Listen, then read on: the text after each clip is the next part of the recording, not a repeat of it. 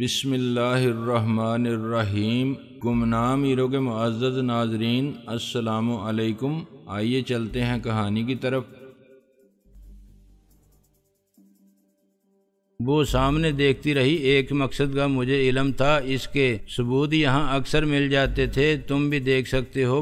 Bath room میں کوئی زنانہ suit ہے تو وہ میرا نہیں، شاید کوئی نائٹی بھی ہو، اس کی خوشبو میری نہیں ہوگی۔ شاید اسی بیڈ پر کوئی بال مل جائے بھورے رنگ کا یا بال کھایا ہوا۔ تم دیکھ سکتے ہو کہ میرے بال کالے ہیں اور سیدھے، مگر مجھے شاہ عالم نے بہت مناسب جواب دیا تھا۔ زلزلے اور بمباری سے محفوظ پناہ گاہیں اور بنکر ضرور ہونے چاہیے ہر کوٹھی میں، سول ڈیفنس کی ٹریننگ کے اصولوں کے مطابق۔ میں نے کہا غلطی میری تھی، میں نے FAF کے محافظوں کو بے عزت کر کے رخصت کر دیا تھا۔ یہ ان کی کارروائی بھی ہو سکتی ہے، ناممکن کچھ بھی نہیں، مگر میں ان سے ایسے شدید رد عمل کی توقع نہیں رکھتا۔ میرے دشمن بھی اتنی جلدی وار نہیں کر سکتے۔ تمہارے اپنے دشمن؟ شاہ عالم کے دشمن؟ میں نے کہا یہ مجھے اپنے دوستوں کی مہربانی لگتی ہے۔ خیر معلوم ہو جائے گا، میں پولیس کو فون کرتا ہوں۔ میں نے آفس ٹیبل کی درازوں کو کھولنے کی کوشش کی مگر وہ سب مقفل تھیں۔ میرا خیال تھا کہ وہاں کوئی ٹیلی فون ڈائری ضرور مل جائے گی جس میں پولیس کے اعلیٰ افسران کے نمبر بھی ہوں گے، شاہ عالم کے کاروباری دوستوں کے نام پتے اور فون نمبر، اس کے بینک اکاؤنٹس کی تفصیلات، چیک بکس اور ڈائریاں، سب کا اس محفوظ جگہ پر مل جانا عین قرین قیاس تھا۔ ایمرجنسی کے لیے پولیس کا نمبر مجھے یاد تھا۔ بہت دیر بعد کسی نے ریسیور اٹھا کے خوابیدہ بیزار لہجے میں کہا، السلام علیکم، SI غلام نبی، پولیس ایمرجنسی۔ میں نے کہا میں شاہ عالم بول رہا ہوں۔ کدھر سے؟ کون شاہ عالم؟ کیا ہو گیا سویرے سویرے؟ میں نے کہا میں چیئرمین PJF، اس کا مطلب سمجھتے ہو؟ پیس جسٹس اینڈ فریڈم پارٹی۔ سر جی حکم کریں۔ وہ ایک دم مستعد ہو گیا۔ میں نے کہا میرے گھر پر کچھ لوگوں نے مسلح حملہ کیا ہے، بہت فائرنگ ہوئی تھی۔ اچھا جی، کوئی بندہ تو نہیں ٹھنڈا ہوا؟ میں نے کہا مجھے نہیں معلوم، میں وہاں سے نکل گیا۔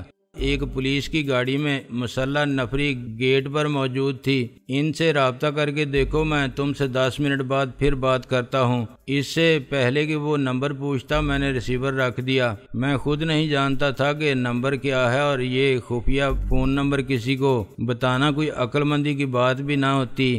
مجھے بہت ڈر لگ رہا ہے، رکشی نے کہا۔ شاہ عالم کی زندگی میں ایسا کبھی نہیں ہوا تھا۔ میں نے کہا شاہ عالم کی زندگی ہی کتنی چلی تھی، یہ اتفاق ہے کہ وہ بچا رہا۔ وہ زندہ ہوتا تو یہ سب اسی کے ساتھ ہوتا۔ آج بھی بہت کچھ ہوگا جو پہلے نہیں ہوا۔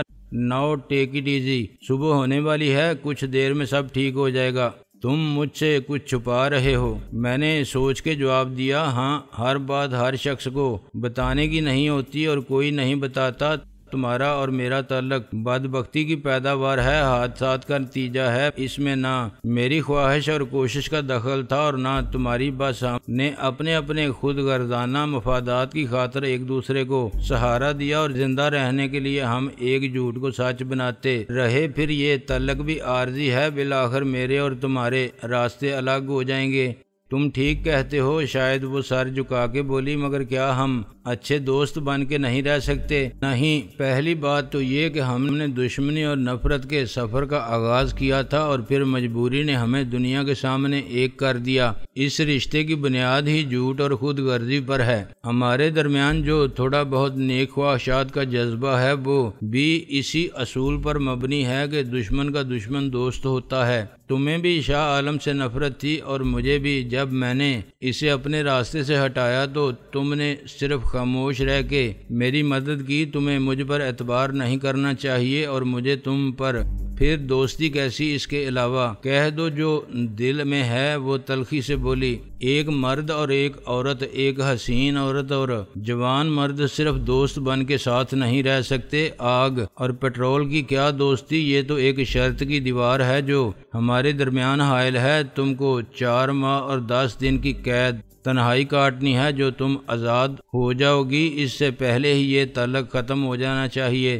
تم ڈرتے ہو کہ میں نے اس کی بات کاٹ دی۔ میں دنیا سے زیادہ اپنے آپ سے ڈرتا ہوں، کیونکہ میں فرشتہ نہیں، دانہ گندم کھانے والے آدم کا بیٹا ہوں اور ہمارا مشترکہ دشمن شیطان ہے۔ تم یہ بتاؤ کہ یہاں کچھ چائے وغیرہ کا انتظام بھی ہے؟ میں نے کہا نا کہ ہم یہاں 1 مہینہ چھپ کے گزار سکتے ہیں۔ یہ بات مجھ سے شاہ عالم نے کہی تھی۔ اب معلوم نہیں اس میں کتنا سچ تھا، میں اس کی زندگی میں کبھی یہاں نہیں آئی، اس کی اجازت ہی نہیں تھی مجھے۔ 1 مہینہ تو نہیں مگر 1 گھنٹہ شاید گزارنا پڑے یہاں۔ میں دیکھتی ہوں وہ اٹھی اور ایک دروازے کی طرف بڑھی۔ کچن میں سوائے چائے کافی کا کچھ بھی نہیں تھا، فریج میں بھی پانی تھا یا بیئر کی بوتلیں۔ یہ جگہ شاہ عالم کے لیے اپنے ہی گھر میں عیاشی کا خفیہ اور محفوظ ٹھکانہ تھی یا پھر ایک ایسی جگہ جہاں وہ کچھ بھی رکھ سکتا تھا۔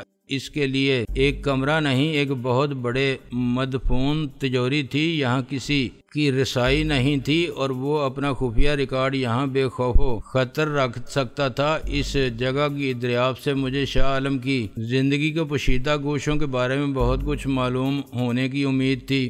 چائے میں ملک پاؤڈر استعمال کرنا پڑے گا، رکشی نے کچن میں سے کہا۔ میں نے کہا مجھے ضرورت نہیں، تم کرو۔ 10 منٹ بعد میں نے پھر پولیس ایمرجنسی کا نمبر ملایا۔ وہاں سے سب انسپیکٹر نے مجھے بتایا کہ ایس پی غلام محمد صاحب خود پولیس کی مسلح نفری کے ساتھ شاہ عالم ہاؤس گئے ہیں۔ انہوں نے کہا تھا کہ آپ کو بتا دیا جائے، یہ بھی بولا تھا آپ ان سے موبائل فون پر بات کریں۔ اس نے مجھے نمبر دیا مگر میرے پاس اس وقت لکھنے کے لیے کچھ نہیں تھا، میں نے زبانی یاد کر لیا۔ رکشی نے بلیک ٹی کا مگ میرے سامنے رکھ دیا۔ آنکھ نہ کھلتی تو اس وقت وہ ہماری لاشیں پڑی ہوتی، پر میں نے کہا میں جاگ رہا تھا۔ کس وقت آئے تھے تم؟ 2 بجے تک میں بھی نہیں سوئی تھی، تمہارے انتظار میں نہیں، مجھے نیند نہ آنے کی شکایت ہے۔ میں نے گلاب اور چنبیلی کی آواز نہیں سنی، وہ چمپت ہو گئے کہیں یا بے ہوش پڑے ہوں گے، دہشت سے بہت بزدل ہیں۔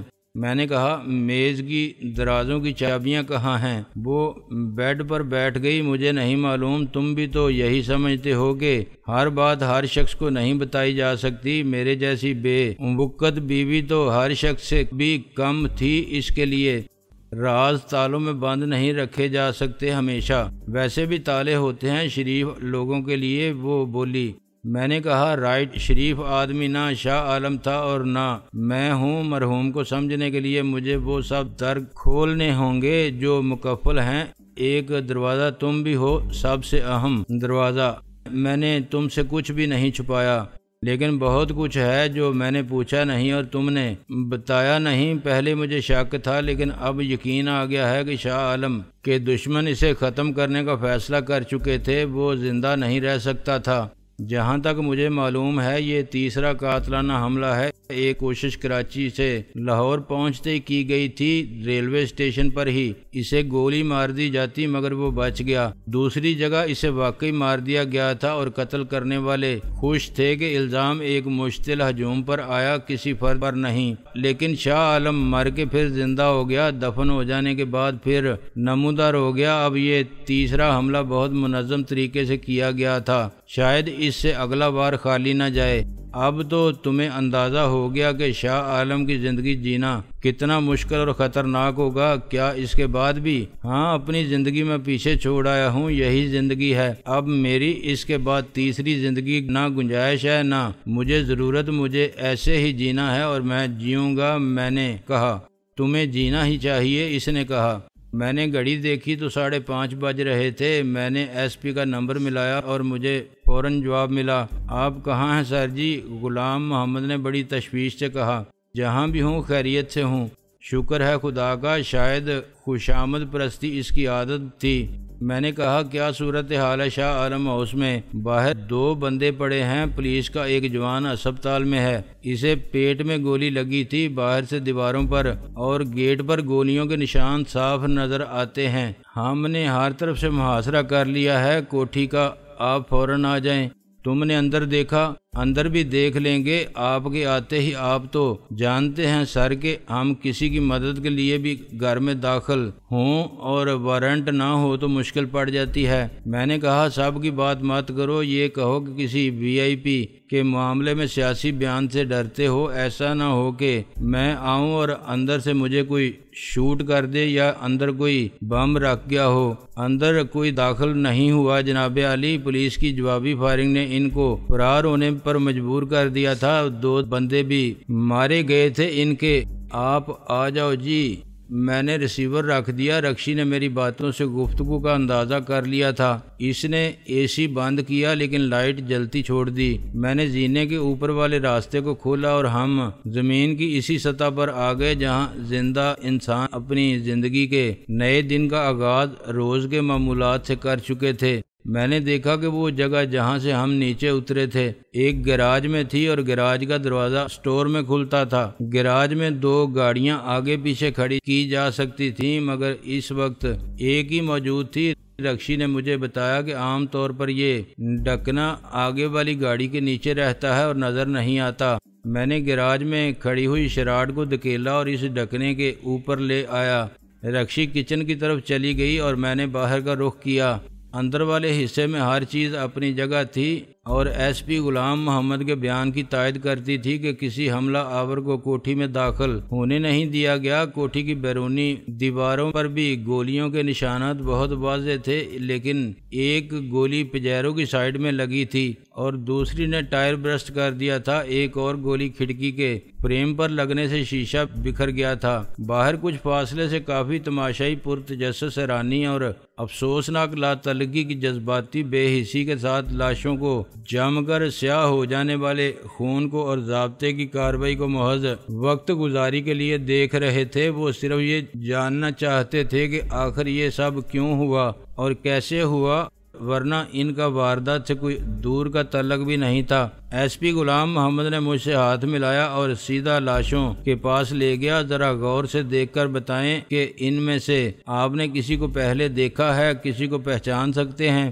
میں نے لاشوں پر نظر ڈالی۔ وہ 24 اور 28 سال کے 2 تندرست جوان تھے، سانولے رنگ اور کلین شیو چہروں والے۔ ایک کے بال لمبے تھے، دوسرے نے سر صاف کرا دیا تھا مگر داڑھی چھوڑ رکھی تھی۔ وہ عام سے شلوار قمیض میں ملبوس تھے۔ میں نے نفی میں سر ہلایا۔ میں کسی کو نہیں جانتا مگر میرا خیال ہے کہ میری پارٹی کے نائب صدر تیمور بھی شناخت کرا لی جائے۔ میرے مقابلے میں ان کا رابطہ زیادہ لوگوں سے رہتا ہے۔ ویسے تو سر جی دشمن ہر بندے کے ہوتے ہیں، سیاست تو ہے ہی نفرت کا کھیل، منافقت کا کھیل۔ نفرت ہو تو محبت نظر آتی ہے، عداوت ہو تو دوستی۔ میرا مطلب تھا کہ آج کل ایسی کوئی بات تو نہیں ہوئی۔ میں نے کہا آج کل میں بہت کچھ ہوا ہے میرے ساتھ، سب جانتے ہیں یہ مجھ پر تیسرا قاتلانہ حملہ ہے۔ ایک میں تو مار ہی دیا تھا مجھے اور جنازہ نکال کے مجھے گاڑی میں گاڑ بھی چکے تھے لوگ۔ اس نے افسوس سے سر لایا۔ کیسی عجیب سیاست ہو گئی ہے سر جی، زندہ رہنے والوں کے لیے موت کا کھیل، اقتدار کی اور ہوس کی جنگ۔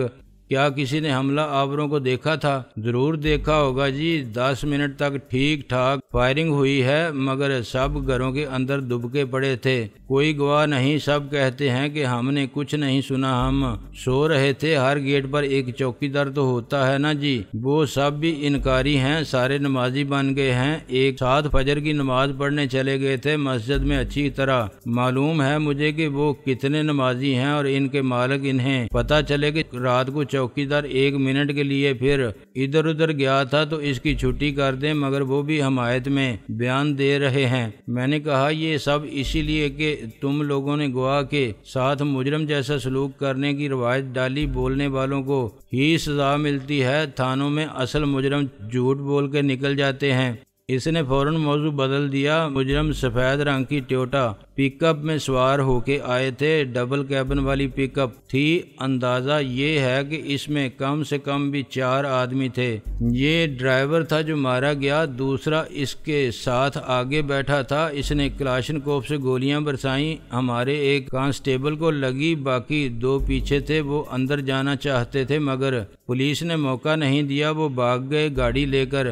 میں نے کہا کیسے بھاگ گئے؟ اگر وہ پیچھے تھے تو گاڑی چلانے کے لیے کوئی آگے آیا ہوگا، دروازہ کھول کے یا کھلے دروازے سے اندر گیا ہوگا، اور ڈرائیور اگر سامنے بیٹھا ہوا تھا اس لیے نشانہ بنا تو سیٹ پر ہی مر گیا ہوگا۔ کیا فرار ہونے والوں نے اس کی لاش باہر گرائی تھی؟ اس کا دوسرا ساتھی؟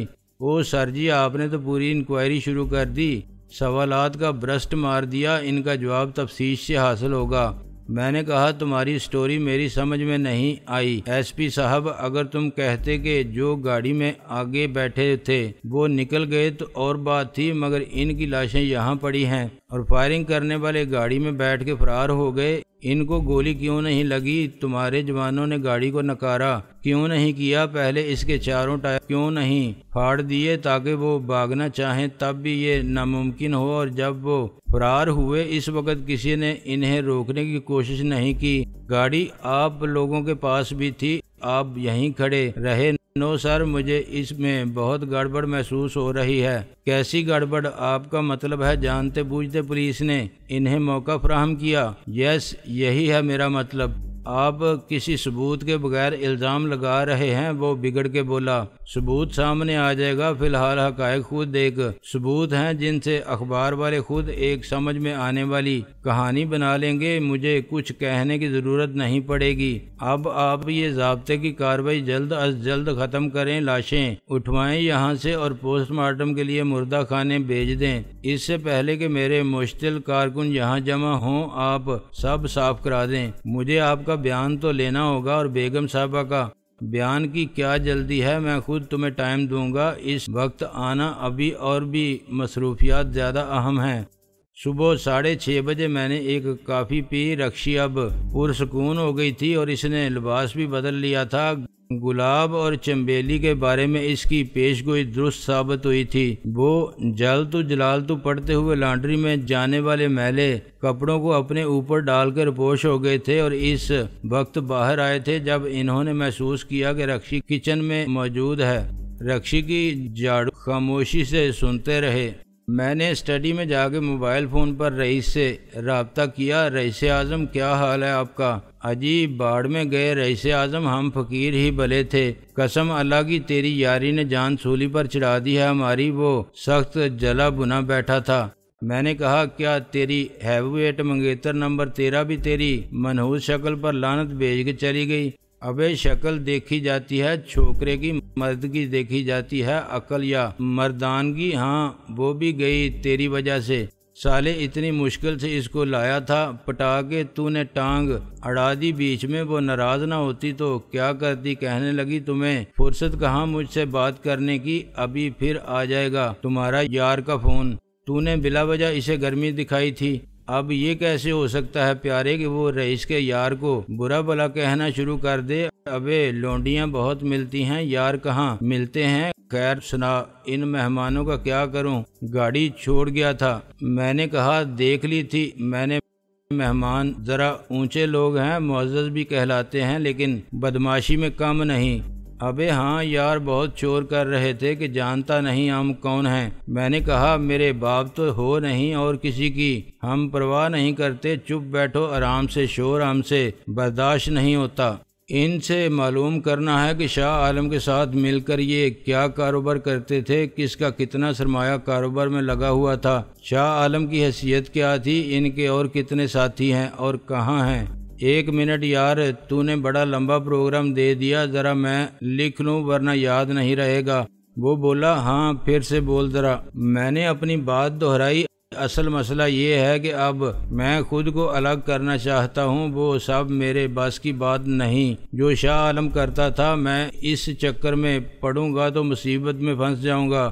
میں کسی کو بھی نہیں جانتا اور مجھے کیا پتا پہلے کیا ہوتا رہا ہے، میرا راز کھل جائے گا۔ پیارے یہ تو ٹھیک سوچا تو نے، مگر میرے سوچنے سے کچھ نہیں ہوتا رئیس۔ یہ لوگ مجھے چھوڑنے پر راضی نہیں، انہیں ڈر ہے کہ میں کسی مرحلے پر ان کو بلیک میل کروں گا یا پکڑوا دوں گا۔ انہیں شرافت سے سمجھا۔ شرافت یہ کس چڑیا کا نام ہے؟ وہ ہنسا۔ ان کو بتا دے کہ شاہ عالم اگر کاروبار نہیں کرنا چاہتا ان کے ساتھ تو حساب کر لیں، کیا لینا ہے کیا دینا ہے لے دے کے برابر کریں اور بات ختم۔ شاہ عالم کچھ نہیں کرے گا، وہ بھی کچھ نہ کریں۔ اگر انہوں نے حرامی پن کیا تو پھر ان کی بھی خیر نہیں۔ میں انہیں راضی کر لوں گا، مگر آگے کی کیا ضمانت ہے؟ ابھی وہ میرے کہنے سے مان جائیں گے، بعد میں پھر گئے اپنی بات سے تو میں نے کہا دیکھو یہ کام ہے عقل کا، ایسے سوال کر ان سے۔ رئیس نے کہا جیسے انجلی ٹینس والے کرتے ہیں۔ انٹیلیجنس والے، میں نے تصحیح کی۔ ابے ہاں وہی، باتوں باتوں میں سب پوچھ لے کہ کاروبار کیا ہے اور کب سے چل رہا ہے، مال کیا باہر جاتا ہے اور کیا اندر آتا ہے، خریدار کون ہے، منافع کتنا ہو جاتا ہے، پارٹنر کتنے ہیں، جو بھی وہ بتائیں۔ سب ٹیپ ریکارڈر لے کر خفیہ طور پر ان سے کہہ کر سارا حساب کتاب لکھ دیں، وہ شک میں پڑ جائیں گے۔